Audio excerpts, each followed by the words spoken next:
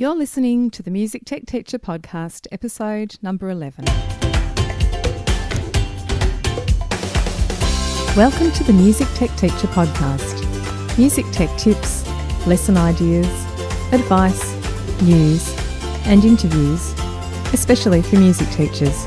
Brought to you by midnightmusic.com.au. Hello and welcome to this episode of the Music Tech Teacher Podcast. I'm your host, Katie Wardrobe, a music tech trainer, presenter and consultant from Melbourne, Australia. Today I thought I would actually share my own story, how I got where I am, and I really do feel like this is a little bit self-indulgent, but I do get asked the question a lot, so I thought I'd share a bit about my history here. The most common questions that people ask me at events and workshops and things like that are, which school do I teach at? And how did I end up doing what I'm doing? And also, what does my week look like? What are the sorts of things that I do every day? So I thought I'd cover that today. And the first thing is I don't actually teach in a school. My sole focus is running professional development training for music teachers in the technology niche. And that's done through my business Midnight Music, which you probably have heard me mention on the podcast before if you've been listening to a few episodes. Now, I thought I'd share how I got here and got involved with technology in the first place, because I actually didn't grow up surrounded by technology. I haven't done any type of technology related degree or formal training. And I got here a little bit accidentally, I suppose. I shared my tech journey in a keynote speech that I gave in 2015. I actually got to do that speech twice in the same year, which was really great, at a couple of national conferences, one here in Australia and one in New Zealand. And I shared with those people my tech journey over the years. Now, I started off in the mid-80s. I'm going to totally give away my age here. So the mid-80s with a typing tutor program, and this was when I was just starting out with high school. So my technology experience at that time, when I was about sort of 12 or 13 years old was with a typing tutor on a computer, which was in a computer lab at the school that I went to. That was about the only experience of technology, I think, in that year. A little bit later, my dad went and bought a Commodore 64 computer. So we had that at home, and most of the time that was used to play games. It had a actual floppy disk, and a disk drive that was, I think, blown up at one stage by my dad. I'm not quite sure how that happened, but I have vague memories of that. So that was pretty limited computer use, and really for me it was, all about games, using it for games. In the early 90s, when I was at university, I did do a music education degree at Melbourne University here, and I really did not use computers at all at that time. The extent of my technology use was using a typewriter for assignments, and most of the students at the time, I think the majority of us were still handwriting assignments, but doing a good copy on a typewriter, usually for me late at night, 3 a.m. in the morning or something, the day before it was due. And I do remember a few people using computers at the time, but it really wasn't everybody. It was just a handful at that stage. After university, I tried a few other things. So even though I studied a music education degree at university, I decided that I would see what else was out there, and felt that I could come back to teaching if I decided to, but would maybe try a few other things first. So I had a few different jobs, music retail. I worked in a music shop here in Melbourne. And at the time I was working in the sheet music department. So, that was a good learning curve and a good experience dealing with people. I later worked in arts administration. So I was working for a professional orchestra here in Melbourne that plays for the opera and the ballet, and doing sort of project management and running their education program there. My entry into technology and, use of technology in those jobs was really like anybody else, I suppose, really out of necessity. And I used at one small part-time job that I had, I used WordPerfect software. And at that stage, it had a blue or a black screen, I can't really remember, and I think maybe orange typing on the screen. Really difficult to use for a newcomer to technology, because it wasn't an interface which showed you what the end product was going to look like. So you had to know shortcuts, how to create bold text, for instance. You needed to use the shortcut for that. You couldn't just click on a B for bold button, which would make the next part of your text bold, and so on. So the output didn't really resemble what you were doing on the screen, and I found that really frustrating and really hard work at the time. Later on, Word came in with the, what they call a what you see is what you get interface. So what you see on the screen looks like pretty much what you're going to print out in the end. And that was much, much easier to use, but still I felt frustration and quite a lot of fear at the time because, I didn't know much about it and I didn't have anyone training me. So I had to feel my way and work things out as I went along. Now, in addition to the sort of administration jobs I was doing at the time, I was also doing quite a bit of work as a copyist and arranger. And that was, my passion at the time. I really, really enjoyed doing that work. And at school, when I was doing arrangements for school ensembles and choir groups and a cappella groups that I was in, I was handwriting everything at the time. And I got really good at typesetting, I should say, music notation through doing a pencil version first of all, and then doing a good copy over the top of the pencil version with a special fine liner that I bought. I had a little kit with a ruler and a eraser and a 2B pencil and a specific fine liner that was the one that I really liked. And I got very good at spacing out music and making it look pretty good. And along came notation software, and that was really my motivation at the time for getting into technology. I thought, wow, this sounds awesome. That the fact that you can actually type your music onto a screen and do things like, delete it later on or move it around, and copying and pasting, even though that sounds a bit shallow, there's so much repetitive material in music. So to be able to copy and paste made so much sense. You can take a chorus that you've put in already and copy and paste it for the next time the chorus appears. And that just seemed that it should be a massive time-saving thing.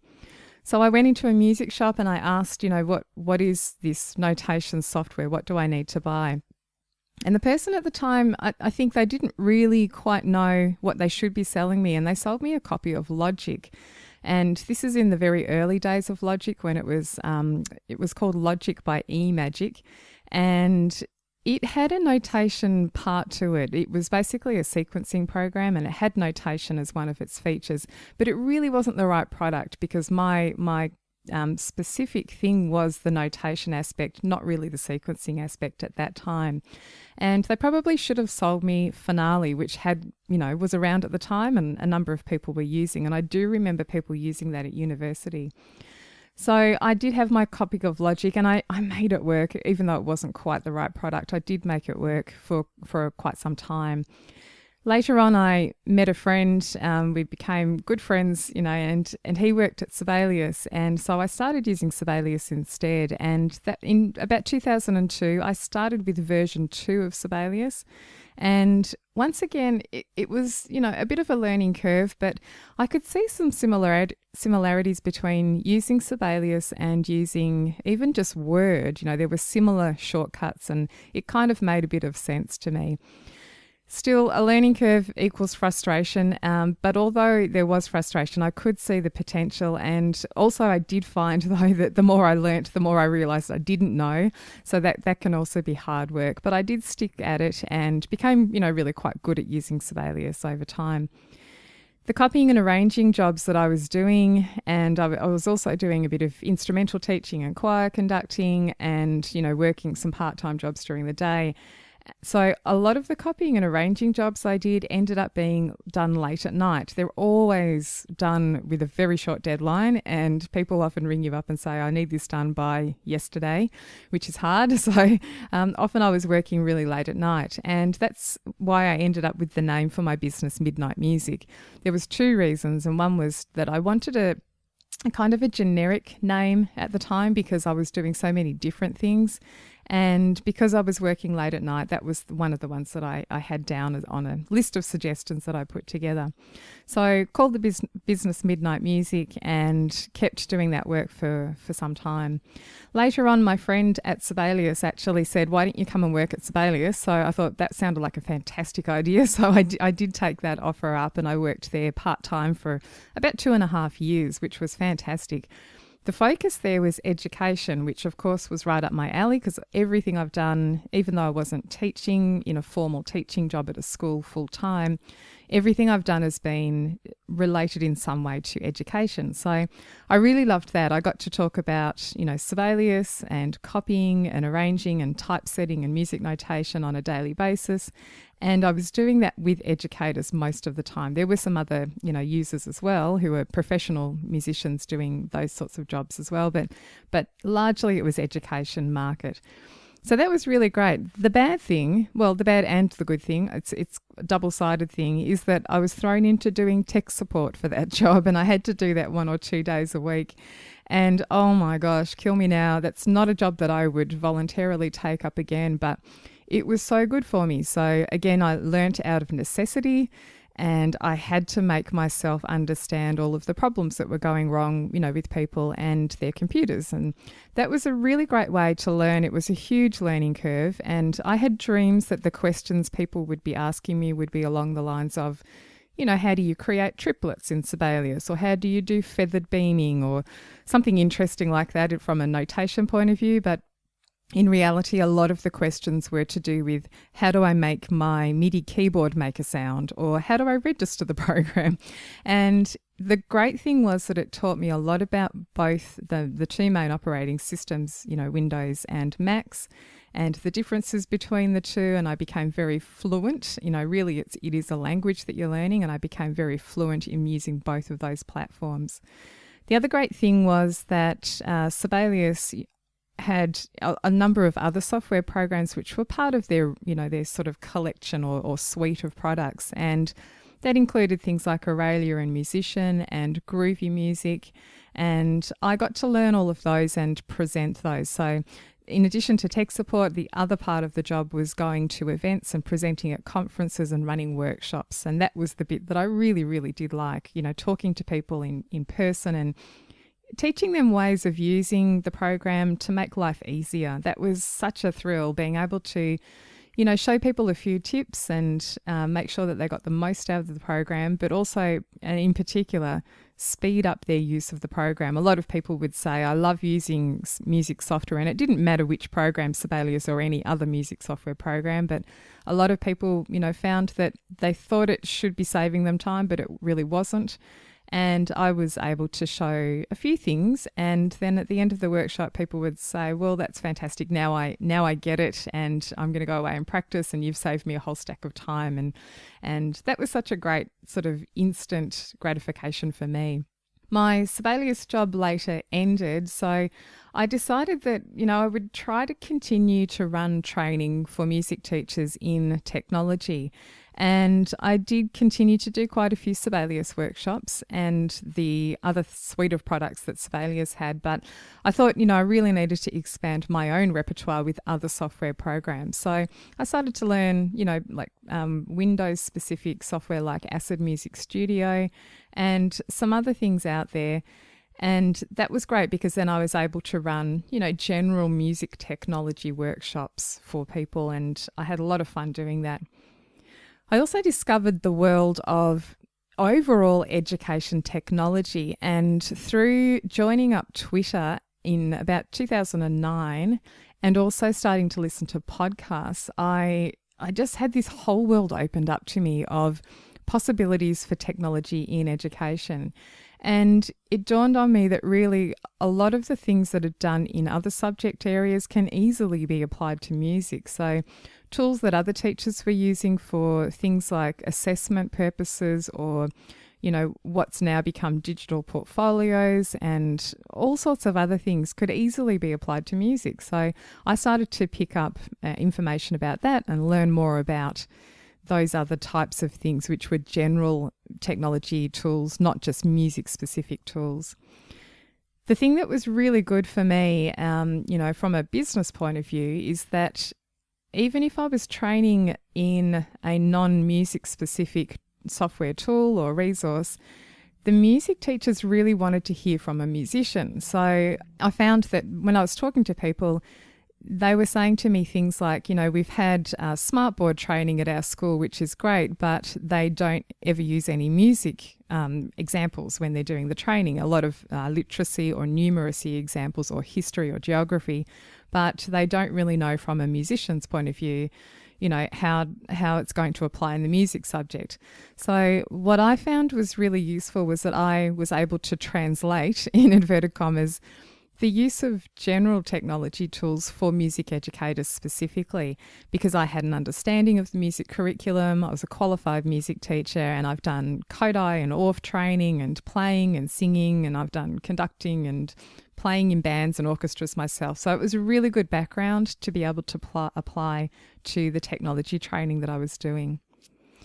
I also found that lots and lots of teachers reported that they had such bad experiences trying to learn about technology. So they would have, professional development for new tools or software, like I said before, from non-musicians, or questions answered by perhaps an IT staff member at the school who was not necessarily a good teacher or a patient teacher. So a lot of the time, music teachers are saying to me they had asked questions of someone else at the school, but they get a very curt or impatient reply, well, you just do it like this. And the person might grab the mouse out of their hand and go click, click, click. And it wasn't a great way for someone to learn how to actually do that themselves, to pick up the skills themselves. So I tried to make a big point out of simplifying everything in my workshops. I never assume any prior knowledge. So lots of people walk into my workshops and have a little side comment to me that they're a bit nervous about being there and they're not good with technology, and I think they feel they're the only one in the room who feels like that. But I can guarantee to you that pretty much everybody in the room feels that way, and there's a little bit of a nervous element to everybody being at that workshop. And hopefully, I hope by the end of it that people find that it's not that difficult and not too hard, and that I'm hoping that I've explained it in a way that they feel confident to go and have a try at whatever we've talked about that day. This episode of the Music Tech Teacher podcast is brought to you by the Midnight Music Community. The Midnight Music Community is an online space for music teachers who'd like help using technology in their music lessons. There are online courses, video tutorials, lesson plans, music tech news, and professional development certificates are provided for any training that you undertake. I'm inside the community every day, personally answering members' questions and sharing tips and ideas. The best thing is that you get to connect with hundreds of other music teachers just like you and share your own experiences and occasional music tech frustrations. For more information and a special joining price just for the listeners of this podcast, visit midnightmusic.com.au/podcast offer. That's midnightmusic.com.au/podcast offer. Now, when I started running workshops, and this was in 2009, in the early days, some of the other workshops that were on offer here in Melbourne were done in, locations where there was a fancy computer lab set up with everything working. And then, teachers would say to me they'd go and do a workshop in places like this and then go back to their own school, use their own gear, and then have problems because they hadn't seen the thing working in their own school or with their own laptop. So I decided in that year, in 2009, to live on the edge a little bit and try and run bring your own laptop workshops. Now, this is really common these days, but at the time it was quite unusual. So it really felt like living on the edge to me. I was running workshops on behalf of one of the music education organisations here in Melbourne, and we decided to invite teachers from lots of different schools, whoever wanted to come, and they would all bring their own laptop to the workshop. Now, in those days, internet wasn't even an option because we didn't have internet available, that people could log onto a network and join in there. So I had to make sure they had the right software ahead of time or access to different things ahead of the workshop itself. And even though it was quite difficult to do, they were really, really popular, and people were so happy that they could see things working on their own laptop in the workshop. They'd get back to school, and most of the time it would work the way it did in the workshop. So that was a fantastic thing. Later on, iPads came along. They started out, iPads came along in 2010, and it wasn't until a couple of years later that I started running workshops when they became quite common in schools. And again, that was fantastic because I could get people to bring their iPads along and we could all use them in a workshop. And it meant that I didn't need to find some sort of lab that was set up with lots of devices there. After a while of running those bring your own laptop workshops, I decided to add in some online workshops as well.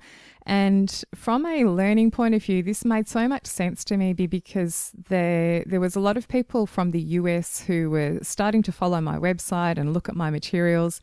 And they would see that I'm running workshops in Australia. And, by this stage, I was travelling around to the different states in Australia, which was great, and got to see some of the country.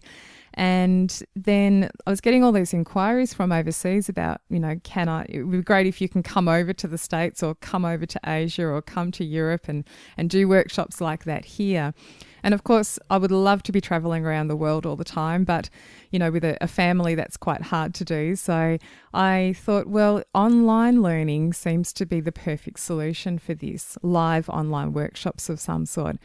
So I thought again that I would live on the edge and give online workshops a go. And these were really, nerve-wracking at times, just getting all the technology side of things to work. There was a lot involved in that. I used online webinar software and basically told people a specific time that they needed to look out for a link in an email. They would get the email, click on the link, and this is at a certain time, say 8 p.m. on a Monday night. And basically they would get logged into the webinar software that I was using. And we would talk I would talk, it was just me talking, for about an hour and a quarter on a specific topic. And people watching were able to ask questions by typing into a chat window. It really wasn't viable having people all talking in the workshop themselves, actually sort of phoning in to talk. That just would have been too difficult to manage and too messy for everyone else watching. So I got people to type in the chat window, and that worked quite well.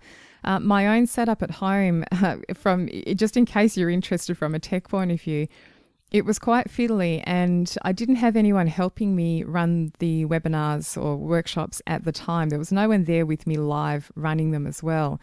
That is the best way to do it if you can. If you can have someone else helping you, that's the ideal. But what I did was I had my Mac laptop plugged into a second monitor, so I had two screens showing.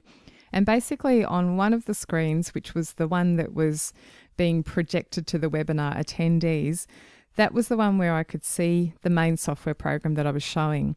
Now on the second screen, I would have the chat window open. So I could see that out of the corner of my eye, peripheral vision if you like. And I could see when, chat questions were being asked. And every now and again, I'd stop and answer the questions verbally that had been asked, by someone typing in. And that worked quite well. Now, in addition to the two screens, I had a third one going and basically had another laptop which was signed into my own webinar as another person. So it was signed in as an attendee. And the reason I did that was to have a recording, a place to make a recording, which wasn't the laptop that I was running the actual webinar on. Now, the reason for that is that it's kind of resource heavy to run the webinar in the first place, and I didn't want to risk the whole thing falling over by attempting to record the same thing on the same laptop at the same time. So the second laptop logged into the webinar was the place where I created the recording, and I would have to remember to press record on that one just as we were getting started. So I had a big list, a checklist of things to do before I actually started the webinar. And, it worked okay. Again, it was quite nerve-wracking each time I did it, but I got pretty good because I did a lot of those sessions. And, as you just get better as you practice. Now, the problems with running those live online webinars was that timing was difficult for a start. So my audience, people who visit my website and who look at my things each week, blog posts and so on, and who are on my newsletter list, are very much split between the States and Australia. And in fact, the visitors to my website, it's about 47% from the United States. And even though I'm Australian, the Australian component of visitors to my website is about 18 to 20%, and the rest is made up of largely Canada and New Zealand, and then lots and lots of other countries in Europe and Asia and so on. So I do have a large US audience, and the timing was a bit more difficult, of course, timing a webinar which worked for teachers in the States and one that worked for Australian teachers too. My idea was to run these webinars in the evening, and I called them PD in your PJs, so about 8 o'clock in the evening for Australians. I had a number of US people joining in live, even though it was 3 a.m. for them or some other crazy time, I was so impressed with. People would actually get up in the middle of the night and join in. Now, I did record all the sessions, so they didn't have an obligation to join in live, but they did do that. They just wanted to have that live opportunity to ask questions and so on. So the timing was difficult. I mean, I could have run, double the amount of webinars and done them all at different times. But the other issue with timing was that the time of year also wasn't great for everybody. So you probably are aware that in Australia and New Zealand, we are on a completely different school year timing-wise to people in the States and in Europe. We basically go with the calendar year. So our school term starts at the beginning of February, and we run right through to December. Just before Christmas time is when we finish up. And then we have, the rest of December and all of January is our summer holiday period. Now, that's completely switched around from what happens in the States and in Europe. Most of those places start in around August or September and run through, say, to the end of May or June or so. So it can be really opposite times of the year. And so because of that, at first I was running the webinars really with Australians in mind. And so I knew the pattern of the year.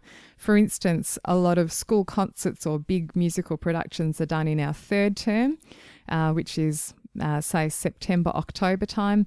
And that's nothing like that in the States and in Europe. That's not that time of year for people who live there. So for me, timing everything to the Australian school year just didn't work for my audience generally.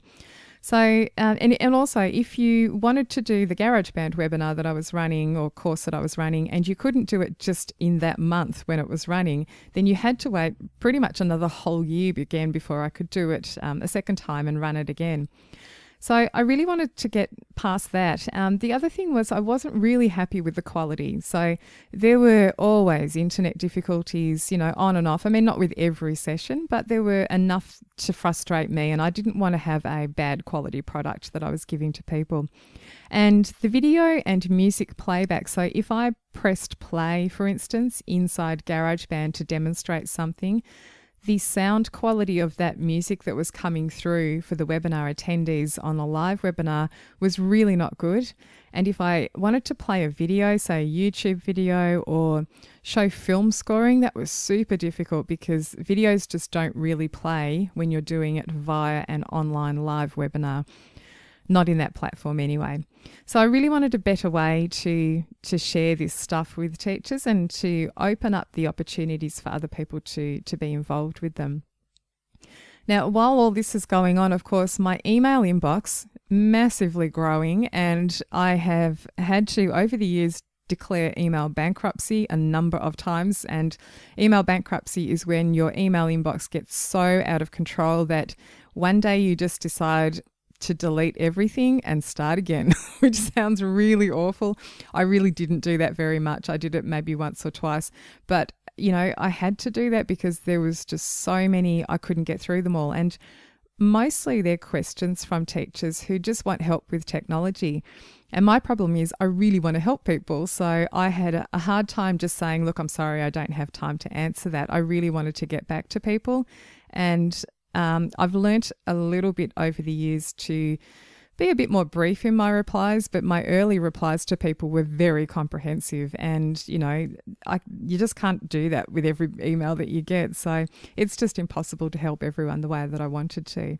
So in the end, with the online, recordings that I was doing, sort of courses and lesson materials and that sort of thing, and with all the questions, I decided that the solution was going to be to open up an online community where I could put everything.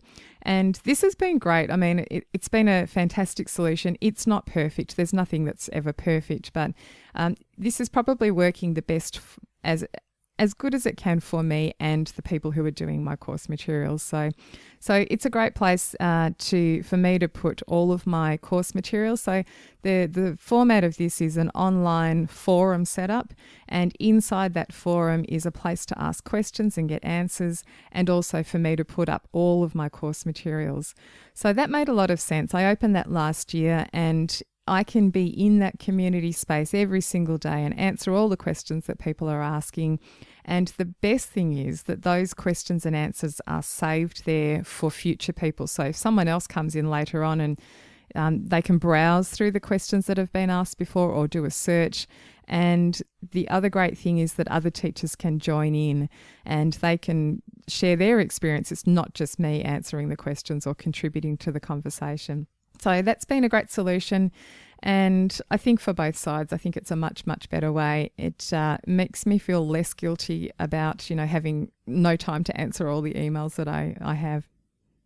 People often ask, what does my week look like? And currently my basic pattern in any given day on a weekday is that I get up early. I quite enjoy getting up early. So around 5:45 in the morning, 5:45. I do about an hour of work before my kids get up. I've got 2 boys who are in grade 5 and 6 this year.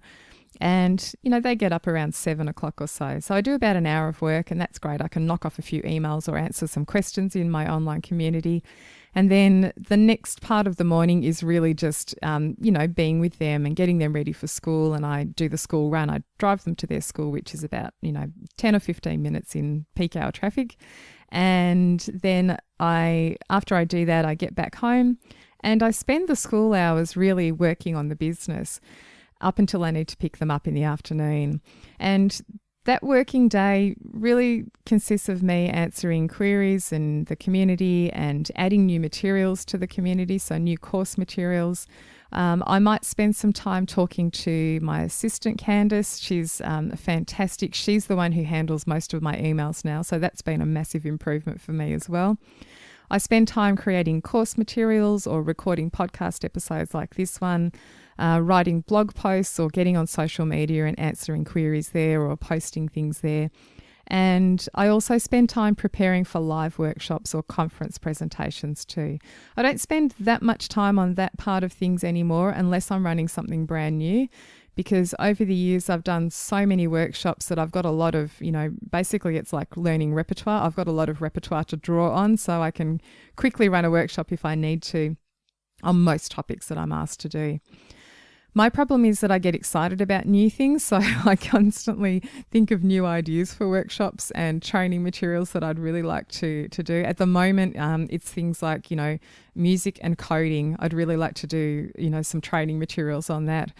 STEAM, activities for music teachers and just all sorts of things like that, flipping the music classroom and digital portfolios and all of those things. I get really excited about them and really want to get to the point of being able to share that knowledge or information. But I can only do so much. So I try to limit myself and prioritize what I'm going to do. So my typical week, I have this year started theming my days, and because when you work for yourself, really every day can be all over the place unless you're very targeted with your time. And I don't have a lot of time. I've got, this school day kind of time, and I have to be very targeted. There's always a lot to do and far more to do in a week than I could actually fit in. So at the moment I'm doing vaguely, it's not always this, but most of the time it's Monday is an administration day. I do emails on that day. I pay bills. I organise what I'm doing for the rest of the week. I try and work out priorities for things like podcast episodes and blog posts, and I send a weekly email update to my community members. I try to prepare the stuff that I'm going to put into the newsletter, which usually goes out on a Wednesday and Thursday, and that's to everybody on my email list, not just members of the community. So that's my Monday. Tuesday and Wednesday, I try to dedicate to content creation. And this is really where I get stuck into creating course materials and podcasts and publishing blog posts and, actually writing them and putting them together. I find I really need a long period of time for those. I can do some aspects of it squeezed down to another day, but I really need a few hours in a row, especially if I'm doing screencasting, so recording video tutorials. I need headspace and a lot of time to do those. Once I get that space in the day to do them, I can do them quite quickly and I'm quite productive, but I need that whole day. So Tuesdays and Wednesdays I try and use for those. Thursdays, I haven't quite managed this very much this year, but I'm trying to make that a promotional day. So a day where I, get onto social media and maybe share things that I've done recently, maybe put together some Facebook advertising things and so on, and maybe contact other people that might want to work with me or podcast sponsors and that sort of thing. And then Friday is my backup day. Friday is an unscheduled day for me to do anything that I haven't done earlier in the week that really urgently needs doing or finishing off. And I'm also doing, some presenting as well. So a number of conference presentations are on Fridays too. I'm sort of pushing them onto that day. And there's a conference series I'm part of here in Australia, which happens to be all on a Friday. Each one of those events that we're running is on a Friday. So that's worked quite well with my schedule too. So weekends and evenings, I love to spend time with my boys. We do things like bike riding, we play games, we go and see friends, we work on their homework together. We watch Smallville. We've been watching the Smallville TV series, playing catch up on that. There are, I don't know if you remember, but there are 10 seasons of Smallville and we're finally up to season 10. The joke was that in season 1, that all three of us, me and the two boys and I, all decided that the theme song was kind of annoying, and then we worked out that there was about 247 episodes still to go where we would hear the theme song. And it's funny, when I say that to people, they go, can't you just fast forward through the theme song? But it's not that long. It's actually too difficult to just fast forward it without accidentally skipping half of the first scene, so we just let it play through. Anyway, we're nearly towards the end of that now, so we'll have to find a new TV series next. But we have a lot of fun. We have the occasional pajama day as well, and that's a day when if it's really raining and horrible outside on a weekend, we will all stay in our pajamas for the whole day and, have screen time and just chillax, as my boys say. Just wanted to finish off with saying, my approach to technology is really that, yes, I find it difficult to learn new technology things too. And lots of teachers say that to me when I talk to them.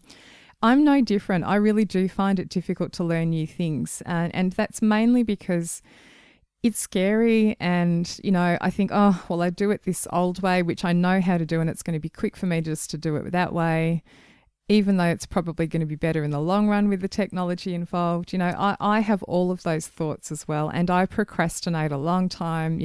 The thing that makes me learn a new software program is, or some aspect of technology, is usually because I've actually scheduled it into a workshop or a conference presentation. I actually choose things that I don't know.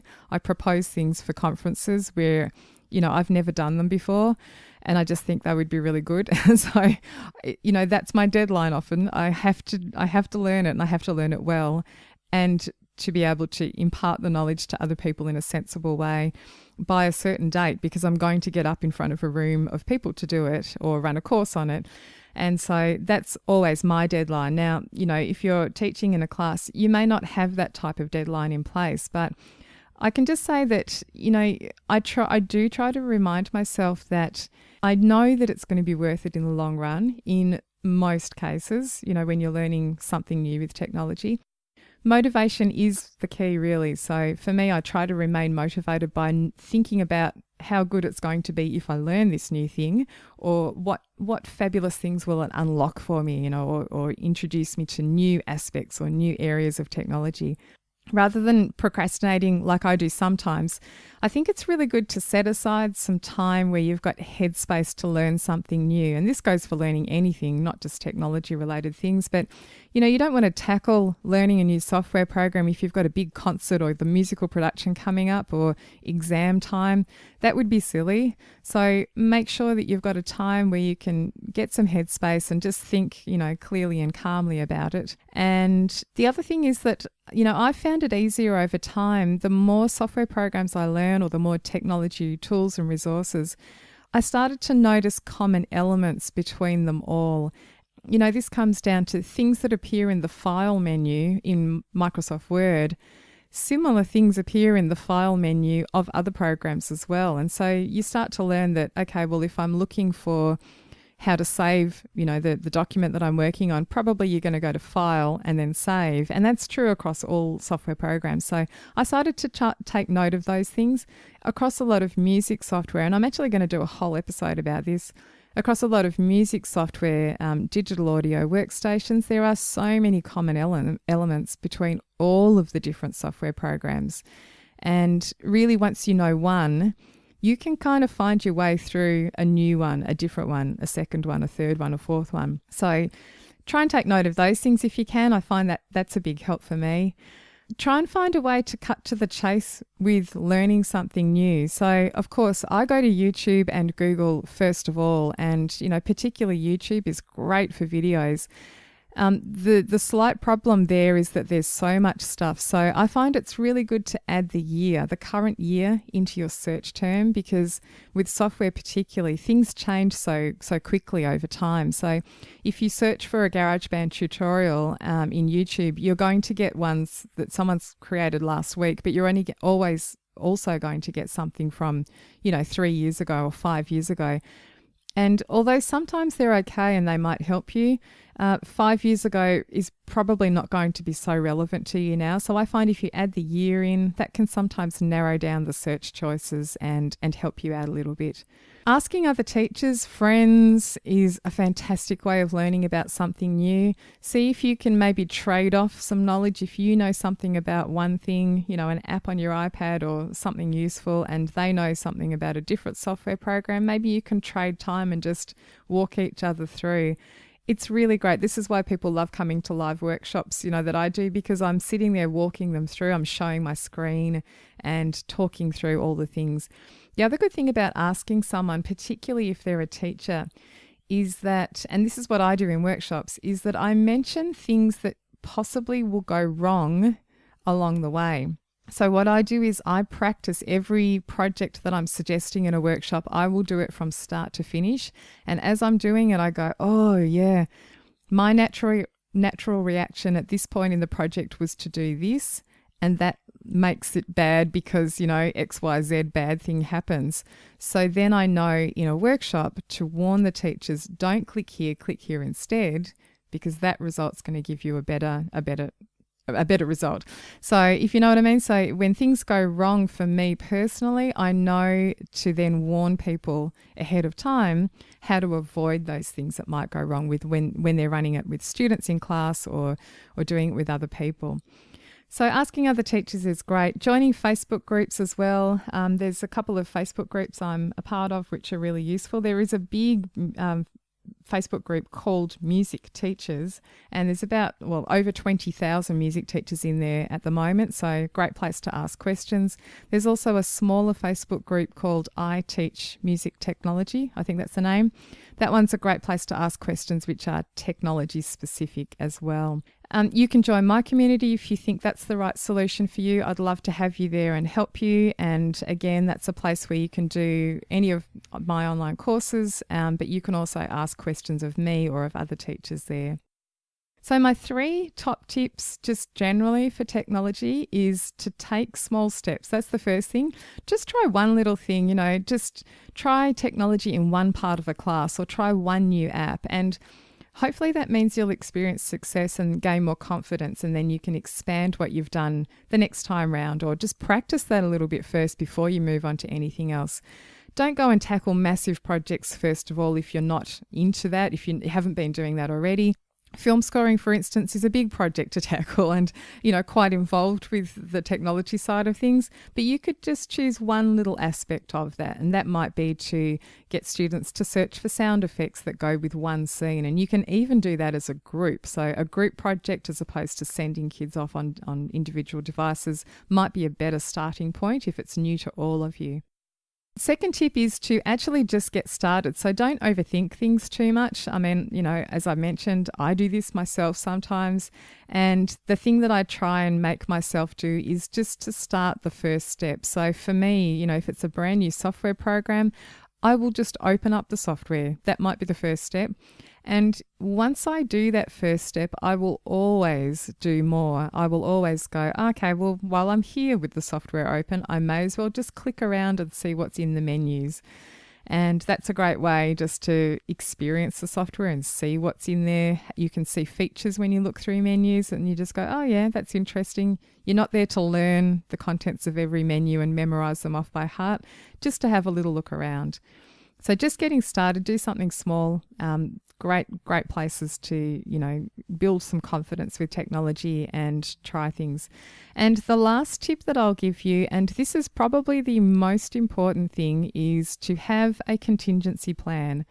So we all know that things go wrong. In technology, there's a few more chances for things to go wrong. The internet might fall over, the website might not load, the software may be unregistered when you open it up in the class, even though it was registered perfectly well the day before.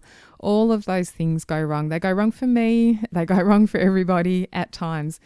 It's not all the time that happens. It's really the minority of the time. But the thing that I do and what gets me through all the workshops that I run is that I have a contingency, and I don't think this through anymore. I can off the top of my head come up with an alternative, but in the early days I would think through the contingency. Okay, I'm relying on the internet for this lesson, for this workshop, for this course. What will I do if the internet doesn't work? And my contingency in that case was that, okay, well, I can't get everybody in the room on the internet, but I could use my phone to get myself on the internet. Therefore, I can just show and tell what I was going to do with the class or the group of teachers that I'm working with. Rather than them doing it hands-on, I'll just do a show and tell activity instead. And there's lots of things you can do like that, just having some sort of contingency. I think technology gets a bad rap because people think that things always go wrong all the time. But realistically, things go wrong with other stuff in music classes too. The ukulele strings might not be tuned and you thought they were, and now you're running out of time to do that piece. Or I don't know, lots of things go wrong all the time. Maybe the instruments that you thought you were going to use, the classroom instruments, are being used by someone else in a class. So you will have a contingency worked out for that, whether you've foreplanned it or whether you just come up with it on the spot. And technology is really no different. So having a contingency is a great backup idea. Well, I'm going to stop talking there. I hope that was useful or interesting. I do feel, as I said before, that it was really self-indulgent to talk all that through, but because I get asked a lot, I thought I may as well share the story, and I can now point people to this podcast episode to have a listen when they ask me in the future. So thank you so much for listening. I'll be back in the next episode with some more tips, and I'm going to talk in the next episode about free sheet music and where you can find it. So I hope you'll join in for that one.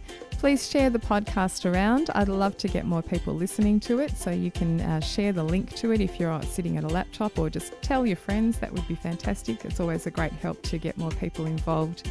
And I will see you next time.